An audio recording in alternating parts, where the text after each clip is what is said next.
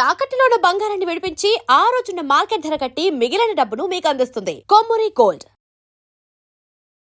నమస్తే, welcome to our channel. నేను anchor Rebecca.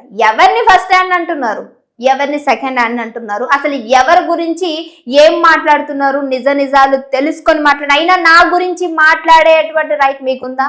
అసలు దేనికి మాట్లాడుతున్నారు అంటూ నిజంగా ఒక పెద్ద వార్నింగ్ ఇచ్చినట్టే ఈరోజు ప్రముఖ అంటే చాలా పెద్ద పత్రికల్లోనే ఈరోజు వచ్చినటువంటి ఒక న్యూస్. అది కూడా ఎవరో కదా, స్క్రీన్ మీద కనిపిస్తున్నటువంటి రేణు దేశాయ్, పక్కన ఉన్నటువంటి డిప్యూటీ సీఎం పవన్ కళ్యాణ్. ఎవరు ఫస్ట్ హ్యాండ్, ఎవరు సెకండ్ హ్యాండ్? నన్ను పెళ్లి చేసుకున్నప్పుడు మీ అన్న సెకండ్ హ్యాండ్. వైజాగ్ లో మీ అందరు గుర్తుందో లేదో, వైజాగ్ లో ఫ్యామిలీ చూయించినటువంటి పెళ్లి చేసుకుని అక్కడి నుంచి నా దగ్గరికి వచ్చి నన్ను పెళ్లి చేసుకున్నాడు. అప్పుడు ఎవరు ఫస్ట్ హ్యాండ్ అయ్యారు, ఎవరు సెకండ్ హ్యాండ్ అయ్యారు, అసలు ఎవరి గురించి ఏం మాట్లాడుతున్నారు అంటూ కూడా ఓ పెద్ద స్టేట్మెంట్ పాస్ చేశారు. ఈ రోజు ఆ స్టేట్మెంట్ ఏదైతే ఆవిడ గురించి వచ్చినటువంటి కామెంట్ ఉందో, ఆవిడిచ్చినటువంటి ఆ యొక్క స్టేట్మెంట్ ఈ రోజు మొత్తం సోషల్ మీడియానే ఒక ఊపేస్తుంది.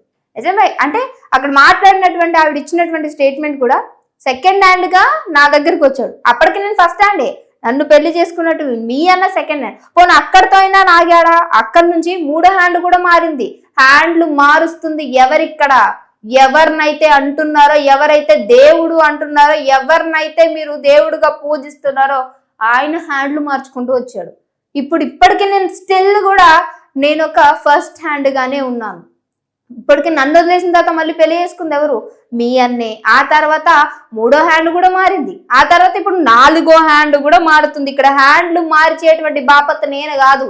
మీరు ఎవరైతే మీ అన్నని వదిలేసి నేను ఈరోజు తప్పు చేశాను, నువ్వు కొంచెం వెయిట్ చేసి ఉండాల్సింది అనేటువంటి ఏదైతే మీరు కామెంట్లు చేసి నా మీద స్టేట్మెంట్లు పాస్ చేస్తున్నారో అదే అన్నకి వెళ్ళి చెప్పండి. ఎవరు వెయిట్ చేస్తున్నారు, ఇంకా ఎవరు వెళ్ళి పెళ్లి చేసుకున్నారు అనేది మీరు డిసైడ్ చేసుకోండి. నన్ను అనడానికి సరిపోరు అనే విధంగా ఓ పెద్ద స్టేట్మెంటే పాస్ చేశారు. ఎస్, ఆ స్టేట్మెంట్ నిజమే అనిపిస్తుంది. ఎందుకంటే వైజాగ్ లో ఫ్యామిలీ మెంబర్స్ చూపించినటువంటి పెళ్లి చేసుకున్నారు. ఆ తర్వాత రేణుదేశ అంటే ఆ తర్వాత ఇంకో రేణుదేశ దగ్గర రావడం, ఆ తర్వాత ఇంకో పెళ్లి చేసుకోవడం, ఇప్పుడు ఇంకొక పెళ్లి. ఇప్పుడు మీకు ఇటు సైడ్ స్క్రీన్ మీద కనిపిస్తున్నటువంటి అన్న, అంటే రీసెంట్ గా అన్న కొనిడేల కింద కూడా మారినట్టు, రష్యాకి సంబంధించినట్టు వీడియో. ఈవిడ తీన్మార్ షూటింగ్ లో పరిచయం అయినట్టు, ఆ తర్వాత 2013లో అనుకుంటా ఐ థింక్ సో ఆయన పెళ్లి చేసుకున్నారు. డిప్యూటీ సీఎం పవన్ కళ్యాణ్ గారు పెళ్లి చేసుకున్నారు ఈవిడ. అంటే అప్పటి నుంచి హ్యాండ్లు మార్చుకుంటూ వెళుతుంది, ఇక్కడ మనుషుల్ని అంటే వైఫ్స్ ని మార్చుకుంటూ వెళ్తుంది ఎవరో. ఇవన్నీ కూడా మీరు గుర్తుంచుకోవాలి, ఇంకా వదలరాంటూ. అండ్ ఒక ప్రముఖ ఛానల్లో కూడా రేణు దేశాయ్ గారు ఇంటర్వ్యూ ఇచ్చినప్పుడు అన్నారు, ఒకరిని మనం ఇష్టపడుతున్నప్పుడు ఆ ఇష్టంలో వేరే వాళ్ళతో మాట్లాడుతున్నారంటేనే మనం దాన్ని సహించలేము. అలాంటిది వేరే వాళ్ళతోటి పిల్లల్ని కన్నారు అంటే ఆ బాధ ఎలా ఉంటుంది అనేది నాకు బాగా తెలుసు. అది నేను ఎవరికి చెప్తున్నానో కూడా బహుశా మీకు అర్థమవుతుంది అనుకుంటాను కూడా ఒక స్టేట్మెంట్ పాస్ చేశారు. అప్పుడు అది ఎవరి గురించి మాట్లాడారు, అక్కడ ఏం జరిగింది అనే సినారియో బహుశా అందరికీ తెలుసు అనుకుంటా. అది ఇప్పుడు నేను మాట్లాడుతున్నటువంటి తీరు కాదు. సో ఇక్కడ రేణు దేశాయ్ గారే స్వయాన తన హస్తాలతోటి తను చేసినటువంటి కామెంట్ ఈ రోజు ప్రముఖ పత్రికల్లో, దిశ పత్రికలో రావడం జరిగింది. అలాగే ఫిల్మీ బీట్స్ అని చెప్పేసి చాలా పెద్ద పత్రికలు ఈ రెండిట్లో కూడా ఆవిడిచ్చినటువంటి స్టేట్మెంట్ ని బేస్ చేసుకుని రాసినటువంటి ఏవైతే ఇప్పుడు నేను చెప్తున్నటువంటి మాటలు ఉన్నాయో అవి నిజంగా ఆవిడ మాట్లాడిన బట్టి మాటలే. సో ఇప్పుడు ఆ కామెంట్ చేసింది ఎవరు, ఇంతకీ ఆ కామెంట్ చేసినోడు ఏం కామెంట్ చేశాడు, అసలు ఎందుకని ఇంత హాట్ టాపిక్ గా మారాల్సి వచ్చింది అనేది ఒకసారి మనం చూద్దాం. ఇక్కడ చూస్తే జర క్లియర్ గా ఇన్స్టాగ్రామ్ లో ఒక వ్యక్తి మెసేజ్ చేశారు, అది కూడా సుధాకర్ విక్టరీ, ఆయన పేరుతో సహా మెన్షన్ చేశారు. వదిన గారు మీరు కొన్ని ఇయర్స్ ఓపిక పట్టుంటే బాగుండేది. బహుశా అంటే అన్ని ఇయర్స్ అంటే నాకు తెలిసి ఇదేమి షష్టి పూర్తి ఇలా అంటారు కదా, అప్పటి వరకు కూడా వెయిట్ చేసి ఉండాల్సింది అనుకుంటా. ఎందుకంటే షష్టి పూర్తి మనకి 50 సంవత్సరాలు చేస్తూ ఉంటారు చూడండి, 60 years కి చేస్తారు కదా. బహుశా అప్పటి వరకు వెయిట్ చేసి ఉంటే బహుశా ఆయన వచ్చి ఉండేవారని ఈయన ఇంటెన్షన్ అనుకుంటా. బహుశా చాలా పెద్ద ఫ్యాన్ అనుకుంటా పవన్ కళ్యాణ్ గారికి.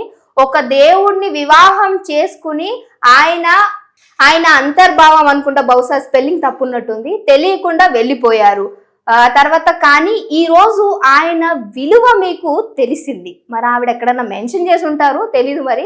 Anyway destiny decide everything. ఈ రోజు పిల్లలు ఆయనతో ఉన్నారు, చాలు వదిన.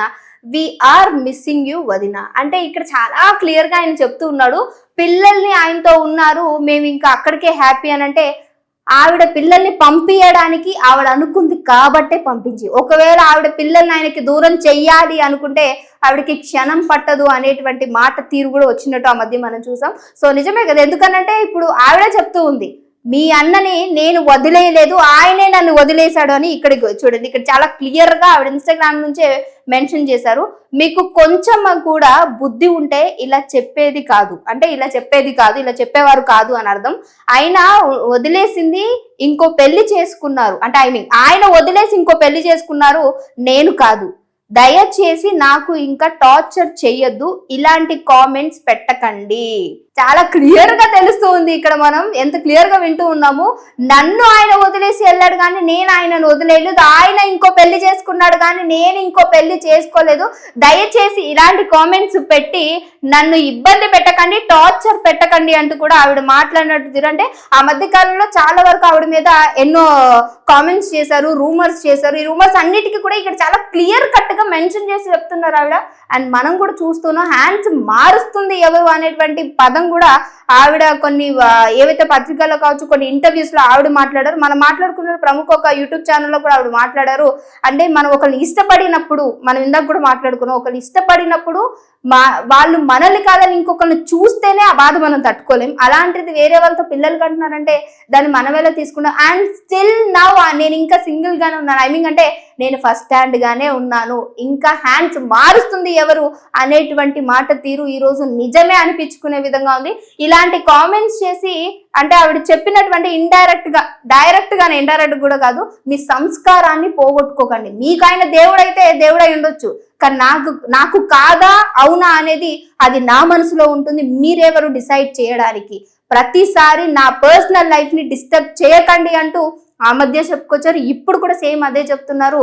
అండ్ దానికి చాలా క్లియర్ కట్ గా ఇక్కడ మనకి కనిపిస్తూ ఉంది ఆవిడ పెట్టినటువంటి కామెంట్. సో ఏదేమైనప్పటికీ వాళ్ళ మధ్య ఏం జరిగింది, ఏం జరుగుతుంది, అది వాళ్ళ పర్సనల్ లైఫ్. అనవసరంగా వేరే వాళ్ళ పర్సనల్ లైఫ్ లో వెళ్ళి దూరి మరి కదిపి మరి అంటే మాట్లాడడం సరైనది కాదు అనేటువంటి తీరు ఈరోజు ఒక ఆడపిల్లగా ఆవిడ చెప్తూ ఉన్నారు. నేను ఇప్పటికీ సింగిల్ గానే ఉన్నాను, సో నన్ను వదిలి వెళ్ళిపోయాడు కానీ నేను ఆయనను వదిలి వెళ్ళిపోలేదు, హ్యాండ్స్ మారుస్తూ పెళ్లిళ్ళు చేసుకుంటుంది ఆయన, నేను కాదు. స్టిల్ నౌ నా పిల్లల్ని పెట్టుకుని నేను ఇలానే ఉన్నాను అని ఒకసారి కాషాయం అంటే నేను కాషాయం కట్టేస్తాను, నేను హిమాలయాలకు వెళ్ళిపోతాను అనేటువంటి మాట కూడా ఆ మధ్య ఒకటి వైరల్ అయింది. బహుశా ఇలాంటివన్నీ విన్నప్పుడు ఆడవాళ్ళకే కాదు మగవాళ్ళకైనా ఇలాంటి ఒక భావన కలుగుతుంది. సో దయచేసి ఇలాంటి కామెంట్స్ పెట్టొద్దు, నన్ను టార్చర్ చేయొద్దు అని మాట్లాడుతున్నటువంటి ఆవిడ మాటని ప్లీజ్ రెస్పెక్ట్ చేయాలి అనే విధంగా చెప్తున్నటువంటి తీరు కనిపిస్తుంది.